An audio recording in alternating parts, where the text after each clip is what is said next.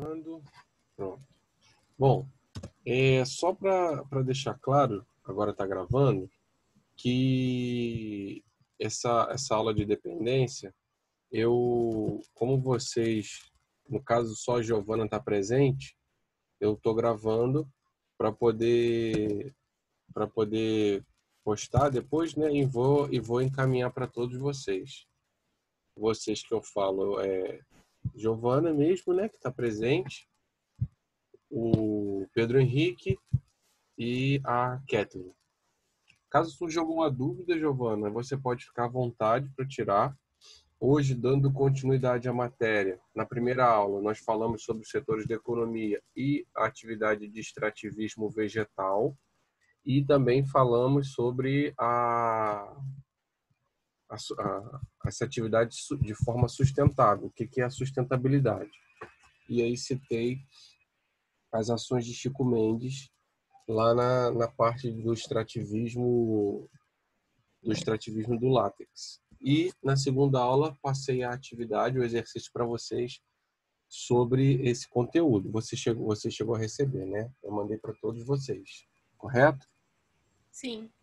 Hoje eu vou falar sobre o extrativismo animal e acabando essa parte do extrativismo animal, que é a terceira aula, a partir da quarta aula. Então vocês vão ter mais a quarta, a quinta, a sexta, a sétima e a oitava aula. Dessas 5 aulas, vocês vão ter 2 aulas de atividade, de exercício preparatório e 3 aulas para avaliação. Então, como que vai ser? Acabando a aula de hoje, aí a gente encerra o conteúdo e aí na aula que vem eu vou passar a primeira atividade avaliativa, que é a pesquisa. Ou seja, daqui a 7 dias você vai ter a pesquisa para fazer.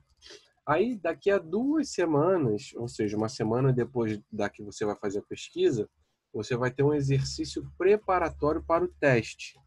Aí eu vou encaminhar esse exercício preparatório para vocês vão fazer para estudar, e na outra semana vocês vão fazer o teste. E aí depois, na penúltima semana, eu vou encaminhar um exercício preparatório para a prova, e na última semana vocês vão fazer a prova. Ok? Ok. Alguma dúvida? Quer perguntar alguma coisa? Não. O que está aparecendo aí para você? A imagem da apostila é extrativismo animal. Ótimo, então vamos lá. Opa, me perdi. Professor, só vou ficar com meu áudio desligado porque tem um caminhão aqui na frente da minha casa, tá? Sem problema. Caso você queira tirar alguma dúvida, você pode ligar e perguntar, porque enquanto isso eu vou explicando, tá bom? Ok. Tá com a apostila tá aberta aí ainda? Ou saiu da imagem? Aham. Tá, então vamos lá. O que acontece? Como vocês não têm a apostila do 7º ano, eu acho, né, que vocês deveriam ir anotando tudo que eu falo. Ou se vocês quiserem, como eu estou gravando os vídeos, vocês podem printar a tela com o conteúdo, porque pelo menos assim vocês vão ter uma base escrita para poderem estudar. Claro que nas 2 Eu primeiras... ainda tenho a apostila. Eu não joguei fora, não. Ah, então beleza. Mas caso o Pedro ou a Kathleen queiram fazer, podem ficar à vontade, até porque é um conteúdo para poder estudar, né? Em cima do que eu estou explicando. Bom, vamos lá. Extrativismo é qualquer coisa que você retira. Na primeira aula, quando eu falei com vocês sobre o extrativismo vegetal, nós conversamos sobre a extração de madeira da natureza. Agora, no extrativismo animal, acaba surgindo uma dúvida. Qual a diferença entre o extrativismo animal e a criação de animais? Porque alguns alunos acabam tendo dúvidas em relação ao que é extrativismo animal e o que é a pecuária. Como assim, Ronaldo? Pois é. Por exemplo, quando você vai num pesque pague e vai pescar, aquilo não pode ser considerado extrativismo animal, porque o cara está criando o peixe para aquilo. Mais para baixo eu vou explicar até melhor o nome dessas atividades. Então, quando o homem cria o animal tem a pecuária, né? Nessa atividade, como a piscicultura, que é a criação do peixe para poder ser retirado, né? A piscicultura, como a criação do gado através da pecuária, para poder ser feito o abate do animal, né? Ou a avicultura, né? Quando se cria o frango, as aves em geral, para poder matá-los também. Isso está dentro da pecuária, isso não está dentro do extrativismo animal. O extrativismo animal, ele só é considerado o extrativismo quando acontece a caça. Está até marcado aqui, ó, caça ou pesca. Como assim? Você acabou de falar que a pesca não é, né? Se vocês fossem me questionar. Mas no caso, eu estou É falando só da... quando ele é legal, não é? Então, essa pesca que eu estou falando do extrativismo animal, ela só é considerada quando a pesca é feita no rio e de forma ilegal, corretamente. Mas também pode acontecer de forma legal. O cara pescar na varinha lá não tem problema nenhum. Só que continua sendo um extrativismo animal. Ou seja, o que vocês têm que lembrar para a prova? Que o extrativismo animal, ele é considerado a partir do momento que o animal é retirado do seu habitat natural. Então, por exemplo, você caçar uma onça e matar é um extrativismo animal. Agora, se você cria o animal lá já preso para você poder matar, aí não, aí é considerado pecuária. Ok, Giovanni? Ok. Então, por exemplo, eu já dei o exemplo da onça. Vou falar então do... Pensar aqui. Vamos falar de passarinho, que muita gente faz.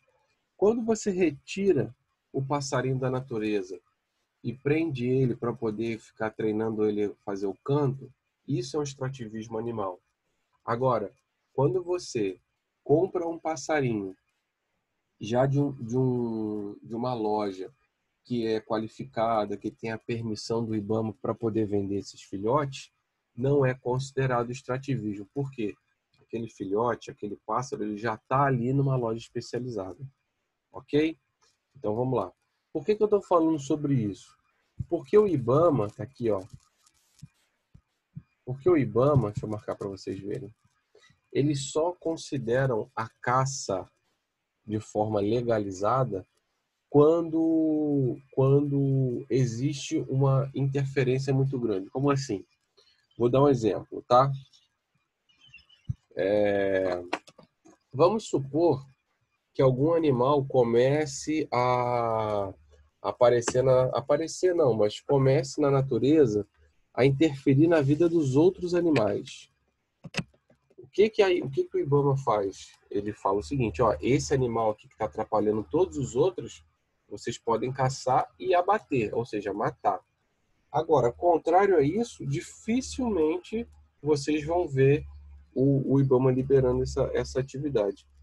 Aí o aluno pergunta assim, Ronaldo, mas como assim um animal aparecer no meio ambiente e atrapalhar a vida de todos os outros? Isso acontece, pessoal, quando o animal ele não é natural daquela região. Por exemplo, na Austrália, naturalmente não teria sapo, não teria rã. Mas algum turista, alguém que foi para lá, quis levar esse animal e ele se proliferou. Tanto é verdade que na década de 90 o governo australiano ele liberou a caça de rã e de sapo lá para poder matar e poder exterminar esse animal. Por quê? Porque esse animal estava interferindo na vida dos animais que eram naturais daquele lugar. Ok? Ok, Giovanni? Ok. Beleza. Bom, agora eu vou ler para você o tipo de ação que pode acontecer para esse controle. Então, olha só. Apesar do controle, no caso do IBAMA, e da proibição, ainda no Brasil, infelizmente, acontece muita caça de animal, desses animais silvestres. Por exemplo, não sei se você tem um tio ou um primo mais velho, que normalmente quando vai caçar, traz tatu, traz carne de capivara. Esses animais não podem ser caçados. Você sabia disso? Sabia. E o pessoal continua caçando, ou seja, mesmo sendo impedido pelo IBAMA, acontece a caça. Quando a pessoa é pega com essa carne, com esse bicho morto, a pessoa pode ser presa e responder inquérito por isso. Uma outra forma, que aí você falou também, você já tinha comentado, é da pesca. Essa pesca em rios e lagos e lagoas, e seja onde for, ela tem um grande diferencial, Giovana. Por exemplo, quando o cara ele pesca na vara, ele nunca vai ser preso. Nunca. Porque o que que acontece? Ele pesca um peixe de cada vez. Ele não vai pescar peixe pequeno, porque sabe que esse peixe pequeno... Não pode pescar pela rede, não? Então, era onde eu ia chegar agora. Ah, Quem tá. faz a pesca pela rede tem vamos dizer assim, tem um padrão. Porque as redes, quando elas têm aqueles quadradinhos das redes muito pequenos, que é a pesca de arrastão que a gente fala, né, por causa da rede, ela acaba pegando os filhotes. E os filhotes, se forem pegos, acaba não tendo reprodução. E aí, quando não tem a reprodução, aquela espécie de peixe pode entrar em extinção, Entendi. entendeu? E aí, o que que acontece? Quando o IBAMA passa, quando o IBAMA vê, o IBAMA vai lá para poder fazer a medida dessa rede. Por exemplo, nessa primeira imagem que você está vendo aqui, ó, que tem 5 homens dentro de um barquinho, não dá para a gente ver o tamanho do buraco das redes, da rede no caso, né? Se for uma rede, porque tem dimensões que são permitidas.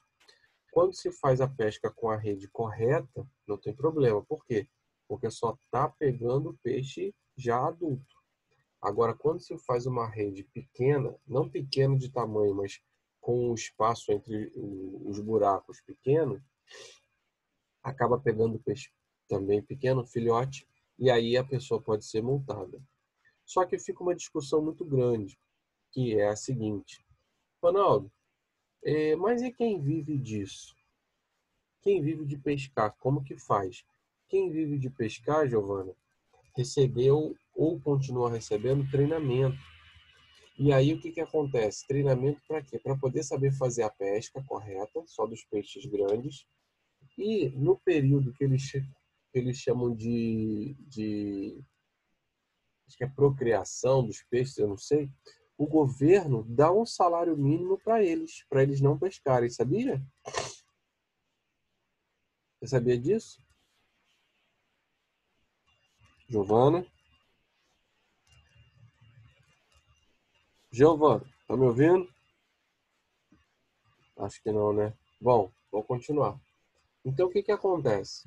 Essa entrada do homem aí no meio natural, o homem sempre foi visto, e nós sabemos disso, como um ser que retira da natureza para poder sobreviver. O problema é quando nós retiramos demais, e aí esse extrativismo se torna uma ação predatória. Em alto mar, Professor, desculpa, tem como você repetir de novo? você não estava ouvindo? Não, minha internet tinha caído. Ah, tá, porque eu te chamei e você não respondeu.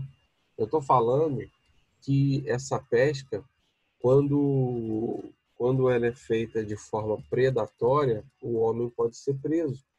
E aí, no caso dos rios, não acontecem tanto. Mas em alto mar, aqui ó, pesca comercial, em alto mar, o que que acontece? Eles jogam até bomba dentro da água, você sabia disso? Meu Deus. Jogam bomba, e aí essa bomba explodindo, morre um monte de peixe, e aí esse peixe fica submerso.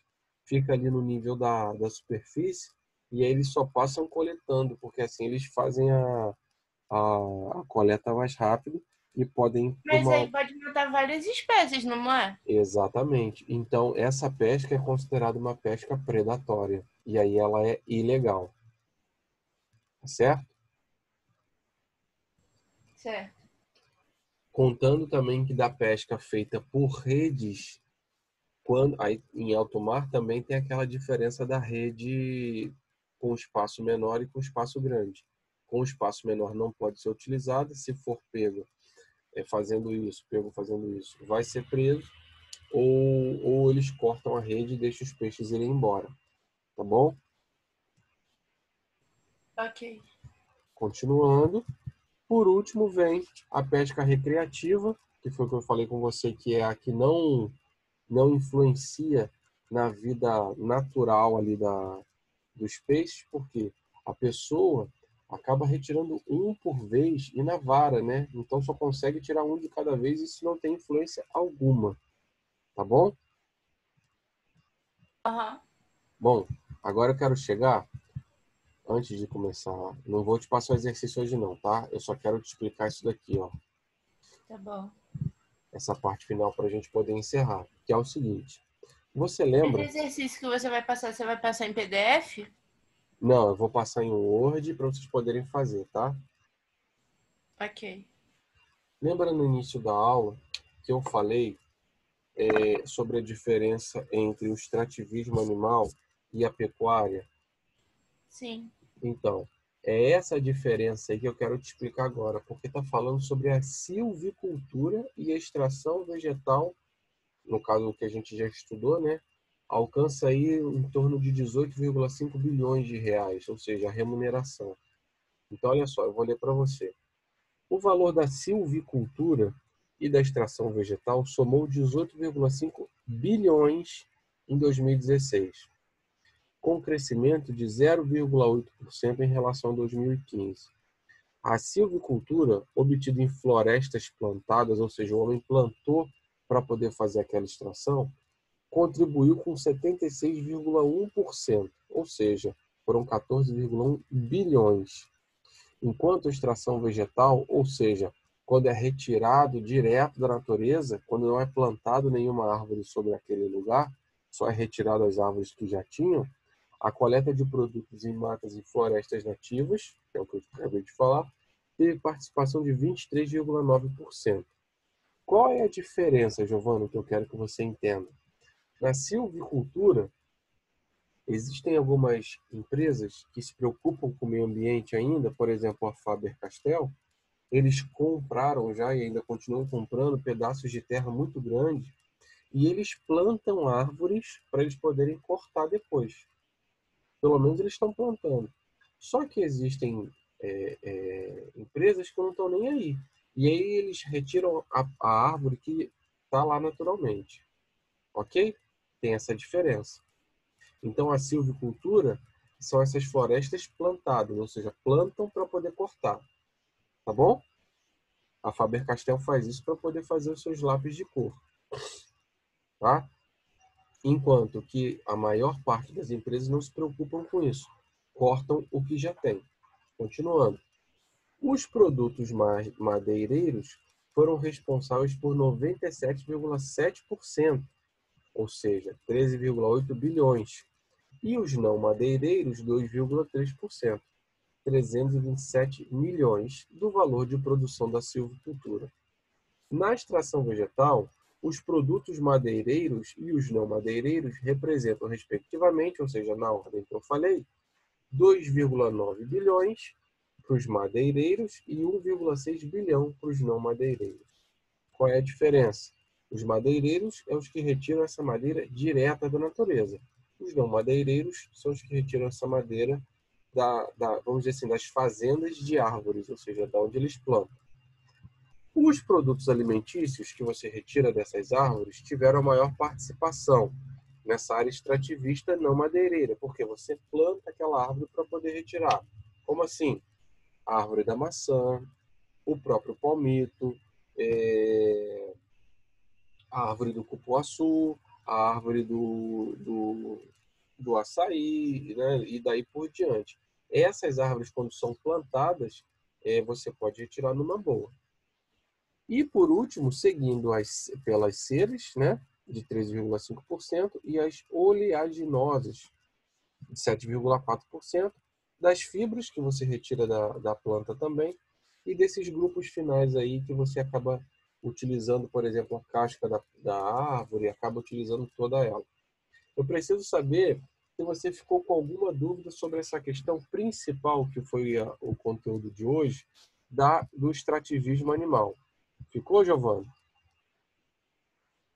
Bom, caso surja alguma dúvida sobre esse conteúdo, vocês fiquem à vontade para poder entrar em contato comigo e me perguntar.